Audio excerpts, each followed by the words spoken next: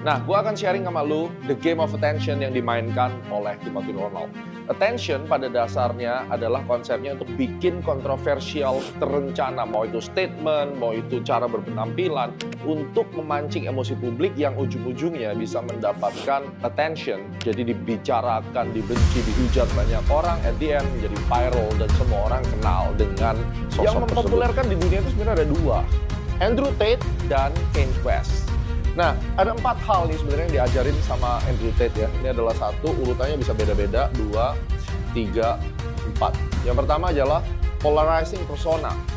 Kemudian shock value communication, control controversial virality. Yang terakhir adalah illusion intelligence dan confidence bias. Beliau ini sangat smart, genius. Jadi dia melihat bahwa masyarakat Indonesia behavior itu gampang dipancing emosinya. Oleh karena itu dia belajar dengan Andrew Tate. Dia ambil semua ini, ya, dan akhirnya menjadi seorang Timothy Ronald yang hanya dalam waktu 2 tahun saja tiba-tiba meledak. Ini yang akan gue bahas terakhir, masalah terbesarnya apa jika konsep ini diterapkan di Indonesia oleh seorang Timothy dengan statement-statement opini pribadinya yang kemungkinan besar akan menjadi konflik sosial. So, jadi jangan kaget kalau banyak statement-statementnya Timothy ini yang bagi sebagian orang, mereka sudah tahu bahwa dia copy-paste sama Andrew Tate. It's fine, karena Timothy menggunakan konsep ATM. ATM ini juga diajarin sama Pak Tung Desem, sahabat saya.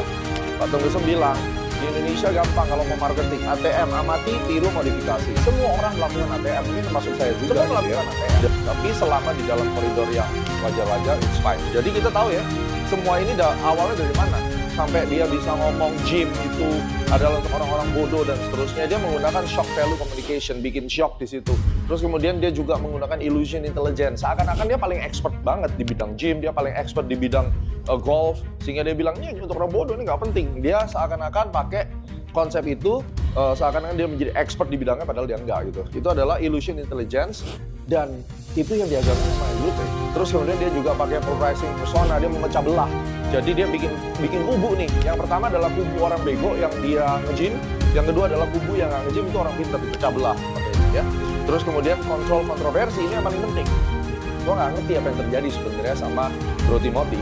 Tapi ini digunakan Andrew Tate. Ketika lo mulai sepi, engagement sosial media lo mulai turun, ini akan dikeluarin. Jadi dia akan bikin kontroversi supaya viral lagi dan kemudian dapat atensi lagi.